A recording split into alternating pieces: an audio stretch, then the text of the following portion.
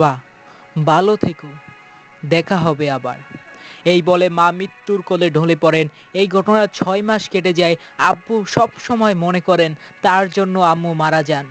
সে যদি আগেই আম্মুকে ধর্মীয় চিকিৎসা দিতেন তাহলে আম্মু মারা যেত না। এরকম ভাবে কষ্ট পেতে পেতে আম্মু মারা যাওয়ার 6 মাস পর এরকম ভাবে কষ্ট পেতে পেতে আম্মু মারা যাওয়ার 6 মাস পর আব্বু মারা যায়। এরপর আমাকে দেখাশোনা করতেন আমার মৃত কাকা। তিনি আমার দায়ভার নেন। আর কোনো সন্তান ছিল না, তাই আমাকেই অনেক ভালোবাসতেন। এরপর কেটে যায় 8 বছর। সাল 1968। হুজুর, আসলেই তারা আছে? কাদের কথা বলছো? সেই 6 গোত্রের 6 জনের দল। তুমি দেখতে পাচ্ছ না বলে তারা কি নেই?